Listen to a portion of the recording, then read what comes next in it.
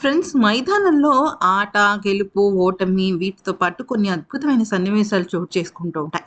అవి క్రికెట్ అభిమానులనే కాదు, చాలా మందిని ఇంప్రెస్ చేస్తుంటాయి. నిన్న వైభవ్ సూర్యవంశీ సెంచరీ చూసిన తర్వాత ప్రతి ఒక్కళ్ళు కూడా టీవీకి అతుక్కుపోయారు. ఇక గెలుపు రాజస్థాన్‌దే అనుకున్నారు. ఎందుకనంటే అంత అద్భుతమైన స్కోర్‌ను వాళ్ళకి లక్ష్యంగా ఇచ్చారు. నిజానికి ఇక్కడ ధ్రువ్ జురెల్ అలాగే వైభవ్ సూర్యవంశీ మినహాయించి మిగతా వాళ్ళు పెద్దగా రాణించట్లేదు. అయితే రాజస్థాన్‌కి ఉన్న బలహీనత కూడా అదే.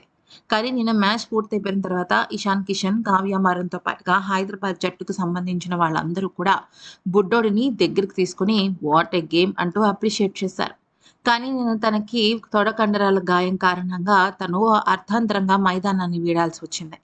ఫీల్డింగ్ కూడా తను చేయలేకపోయాడు. సో, నెక్స్ట్ గేమ్‌కి తను ఫుల్‌గా రికవరీలో ఉన్నాడా లేదా అనే విషయం పైన కూడా క్లారిటీ లేదు. కానీ మ్యాచ్ పూర్తయిన తర్వాత ఇషాన్ కిషన్ వైభవ్ సూర్యవంశీ దగ్గరికి వచ్చి ఇక తనతో చాలా సేపు ముచ్చటించాడు. ఇక ఆ తర్వాత వైభవ్ సూర్యవంశీతో ఎంతసేపు మాట్లాడాడంటే తనతో కలిసి ఫోటోలు దిగాడు. ఫన్నీ ఇంటర్వ్యూస్ ఇచ్చాడు. ఎన్నో బ్రాడ్‌కాస్టింగ్ ఛానెల్స్‌కి తిను ఇంత అద్భుతంగా సెంచరీ కొడితే ఇక మేమేం ఆడాలి? ఎందుకింత మమ్మల్ని టెన్షన్ పెడుతున్నాడు అంటూ చాలా అంటే చాలా ఇంప్రెసివ్‌గా మాట్లాడాడు.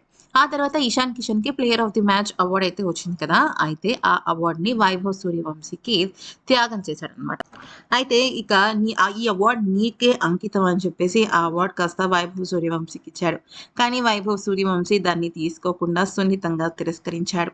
ఇక ఆత్మీయ ఆలింగనంతో ఇషాన్ కిషన్‌ని హగ్ చేసుకొని మైదానాన్ని వీడాడు. ఈ వీడియో నచ్చితే లైక్, షేర్ అండ్ సబ్స్క్రైబ్.